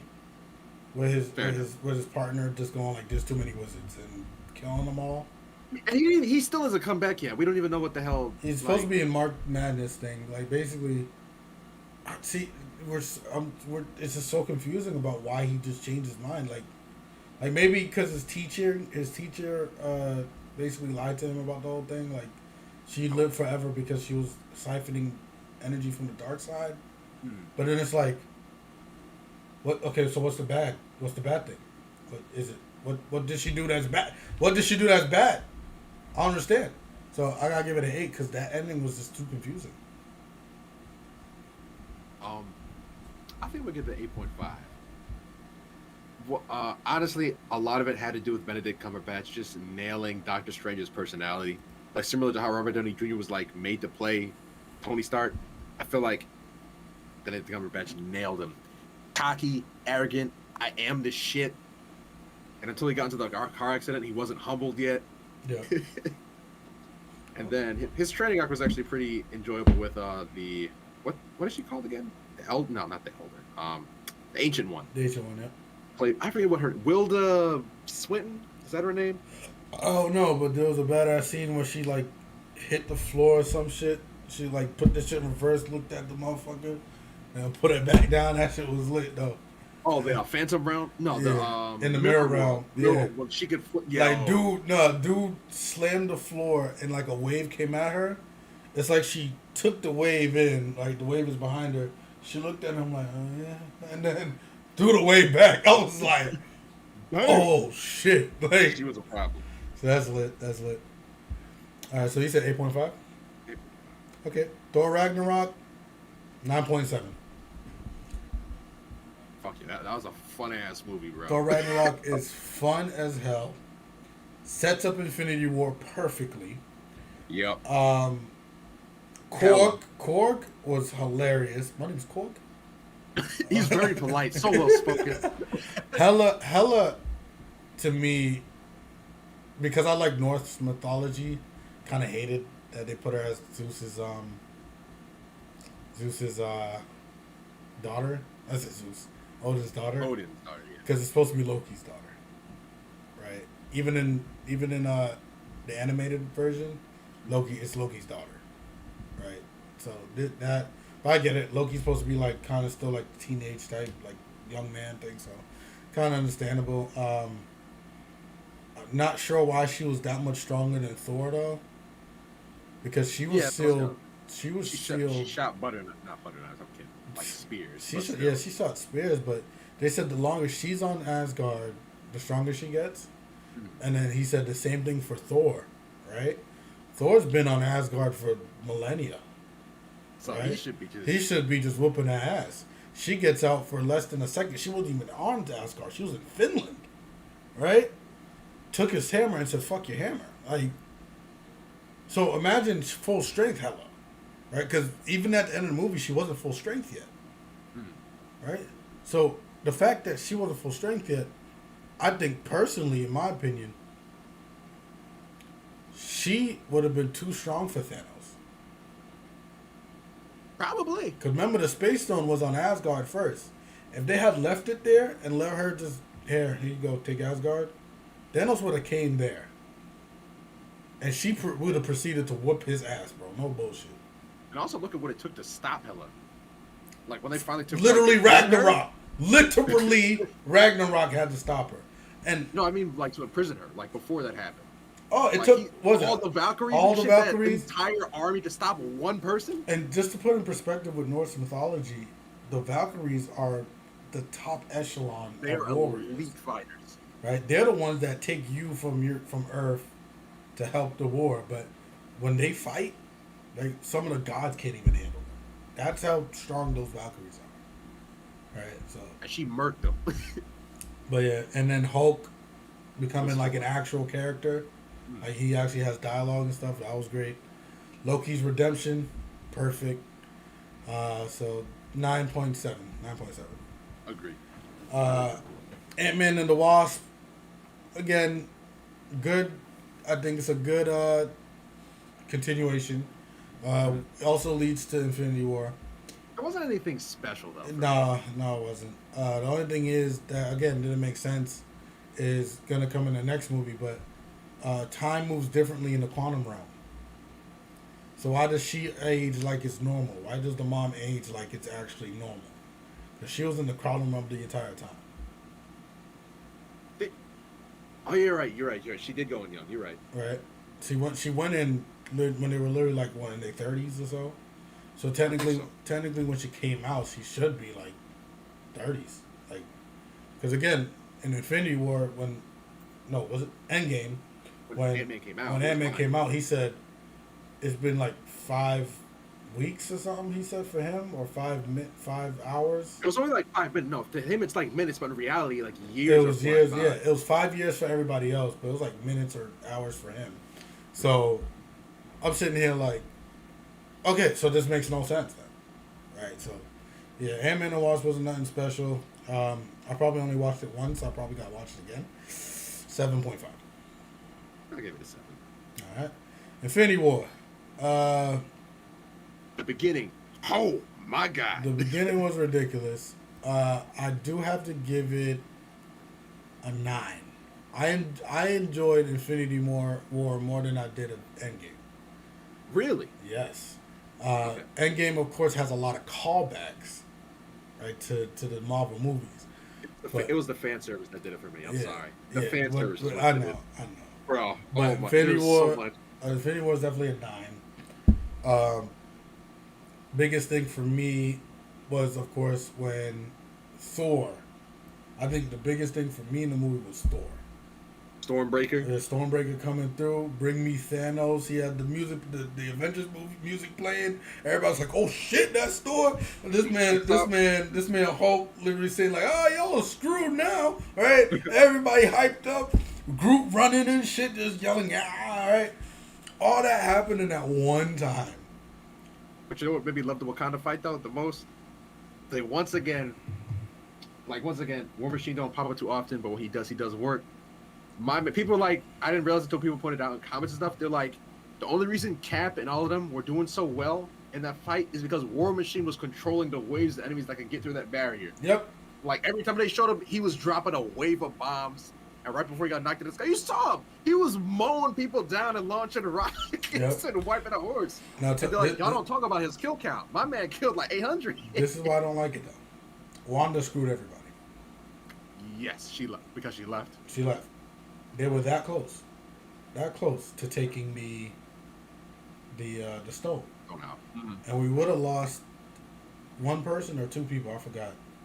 I think Widow and what's her name? You know. Bald head. Yeah. Love her to death, but like they would have died probably. They would have died, but they would have extracted the stone. It would have been with Wanda. Wanda would have destroyed the stone. Bam.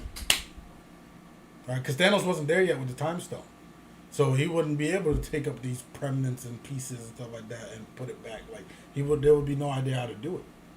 Right? He had Vision though. Vision was just there, and he turned back Vision to when he was alive. Bro, how mad you got? Yo, you get killed twice in like 2 minutes. That's the issue. Vision doesn't know he got killed though, because he actually reversed his time. That second one, motherfucker reached into his head and said, "Give me your brain," like, you know what I mean? But that's what happens. What was it? And then what was the other thing?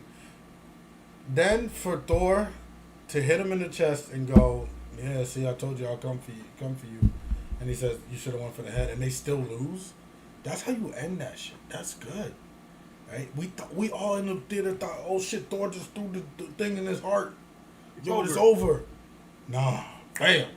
We see Bucky and I'm gone. I'm like, that was when everybody was like, "When the fuck is the next movie?" Right? Everybody in the theater was like, "Yo, when is the next movie? We gotta see that shit." Right? So 9, definitely.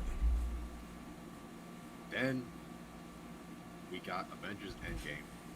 8.7. 8.7. I would agree. I'd agree. Like, don't get me wrong. I'm not gonna say it was too much fan service, but damn, was it fan service, and it was everything you wanted.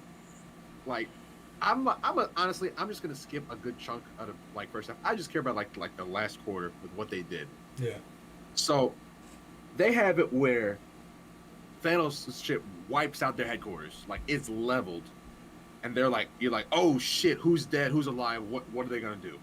And you have Cap, Thor, and Iron Man walking up and be like, yo, he's back.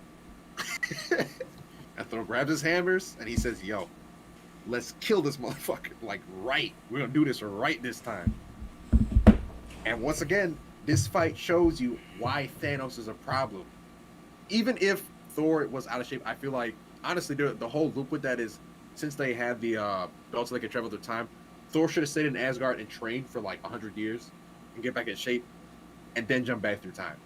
Because technically speaking, if he comes back, it's like the same spot. So technically, Thor wasn't even supposed in 5 years. Thor's physique wasn't supposed to change that much. Yeah, he was fat as shit. As a god, his physique. Asgardian, yeah. Yeah, he's not supposed to change his physique that much, because then that makes him susceptible to, diseases and shit, right? Like diabetes. The only fat Asgardian you saw was a guy who literally was eating 24/7. Period. Since they were kids, just eating, right? He was Gragas. That was him. He was Gragas. But this is the issue I have with Endgame, and I made a TikTok about it. The one scene I hate in Endgame, and it's not for the reason people think it is. So you know that woman empowerment scene where Peter's like on the ground, like scared, but he has the gauntlet. Captain Marvel comes in. First of all, that's why I say fuck Captain Marvel, because her ass didn't defend the Earth. When Thanos came the first time, she ain't come, right? Mm-hmm. When Thanos came again, guess what? She late as shit. She wanted to be the hero, right? Then she looks at Peter Parker. Hey, Peter Parker, yo, just get the fucking gauntlet, right? but not even just that. Hear me out. She gets the gauntlet. Peter says, how are you going to get there? It's too tough. You literally just saw her destroy the ship, bro. You literally just saw her whoop that shit's ass by herself. Right? No, hear me out. She has the power to use that gauntlet. That's true, actually. Yeah, she can. Okay, so you mean to tell me the person who had the power to use the gauntlet, and probably way more better than Hulk did, because she has the power to the Infinity Stone herself. The person who had that power had to have a whole girl power montage.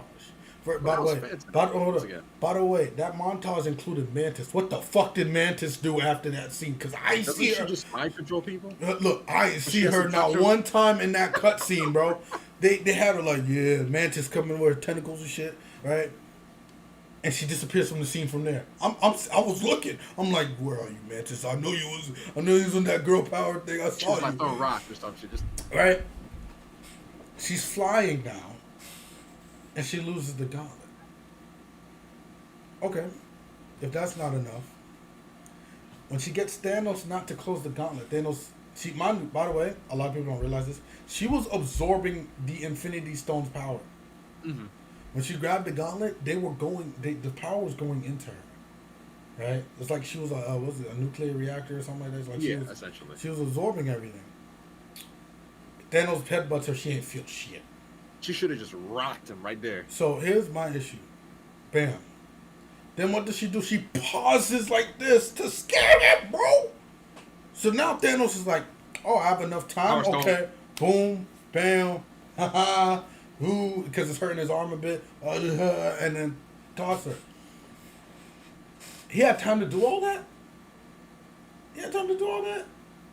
Now Tony got to play Mr. I Am Iron Man and shit, because your ass couldn't get the job done twice. You should have been here at the beginning. Imagine if they went back in time with her, bro. Imagine that. But no, women empowerment. Look, I'm all for empowerment scenes, if the scenes are logical. Okay. When Shiri and the Maze Trois, oh my god, the Royal Guard for The Black Royal Panther. Guard for Black Panther. When they get together and proceeded to whoop all the males' asses in Black Panther, that's natural. That's logical, right? Because they were the best. Najee Malai. I think so. They were the best. But to have that scene in Endgame, it didn't work. It did not work. It made a lot of people cringe, and it's not even like we're giving a good women empowerment scene. It's literally we're giving you a women empowerment scene because they proceeded to not do a single thing after that. Right? That's all I'm saying. On a positive note, if we want to talk about the best fan service moment, it was Cap getting up, fucked up, and Sam saying, "On your left." Yep. And everybody rolling. Bro, my theater was erupting when everyone was walking out there. Like, oh, shit! Yeah. Oh, shit! And as soon as he said, "Assemble," people lost their shit. With Thor just yelling like, "Ah!" Yeah. Bro, oh my God. Like that's a like scene you rewatch just because of the scene. Ant-Man punching the giant thing, stepping on people. It was like, oh my God. And the best part out of every time the Avengers got together in all the movies, I give the Russo brothers so much credit. Everyone got their screen time. There was never like, oh damn, so-and-so's not in the scene. No, everyone had their moment. Yep. And even in that battle in Endgame, that whole scene, everyone had a moment to shine, and you loved it. Every second of it. They did a great job with that shit. But again, I can't. I can't, bro. I'm sorry. I can't. I'm sorry. 8.7. All right, last one for the night. Spider-Man: Far From Home. Again, I give it an 8. Yeah. Simply because, again, this is Tony Stark Jr. But this is now Tony Stark Jr. without Tony Stark. So what does he do? He looks for another mentor. Again, Mysterio. That's my issue. Mysterio was literally a villain. I was kind of pissed though, because like he's supposed to have powers. He's literally supposed to have powers. But they're like, oh, it's illusion. It's illusion. Even though they weren't really good illusions. Don't get me wrong. That shit was kind of next level. They were robots, bro. I know. Like, where do you see that happen? Yo, bro, what about the psychological torture he was putting on on Peter though? Like when he had the Iron Man crawl out the grave and shit. I mean, that's cool, but that's Peter's fault. Stop looking for shit, bro. Stop looking for mentors. Be Spider-Man, not Spider-Boy. You know what I mean? Hey, damn, bro. And now I swear to you, bro. I swear to you. If Spider-Man what's the next one? Like not Far From Home, like Away From Home or some shit like that. I think so, something like that. Okay. If this motherfucker looks towards Doctor Strange to be a mentor, bro, I'm canceling the movie. I'm literally going with tomatoes in my hand and just throwing it at the screen, right? Even if it's in my own house on Disney Plus, okay? Like, stop. They need to stop having him look for mentors and let him be Spider-Man, bro. Just let him be Spider-Man. The reason why I enjoyed the other Spider-Man movies, because he was fucking Spider-Man. He ain't look for help. Can you teach me how to be a hero? No, he knew how to be one. Right? Jamie Foxx is about to be the shit. He was pretty good as Electro. I give him credit. One of the best Spider-Man scenes. One of the best Spider-Man scenes is Jamie Foxx as Electro versus Spider-Man in the power plant. That's one of the best ever. And he starts playing the Itsy Bitsy Spider. No Way Home. Yeah, No Way Home. That's the Mysterio ain't dead in my opinion. I think Mysterio's video is supposed to go out on the time of his death, I believe. So I think he might be dead. But there's the multi-universe now, so he'll be alive in one of them. So yeah, fam. In my opinion, bro, I'm gonna give you this. We're gonna finish it off with a top 5 for us. Top 5 of all the Marvel movies. Okay. All right. So number 1 for me, Winter Soldier. Okay. Winter Soldier. Ragnarok. Okay. Infinity. Endgame. Civil War. Okay. My top 5. Winter Soldier is actually my number 1. It's as well. Like it was just too good a movie. So that I would say then Black Panther. Okay. Um, Civil War, Thor Ragnarok, and then Infinity War. I thought you had Endgame above Infinity.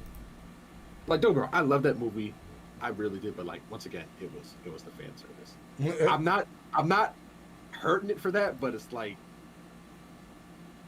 there wasn't as much, like nice plot and stuff like others. You know what I mean? Okay. Like you knew going into this movie like, all right, this is gonna be the big finale. They're gonna throw all the stops. So it's not the same type of pizzazz, if you know what I'm trying to say. Okay. Alrighty then. That is it for our Marvel ratings. Be sure to like and comment on the video. Subscribe. And subscribe.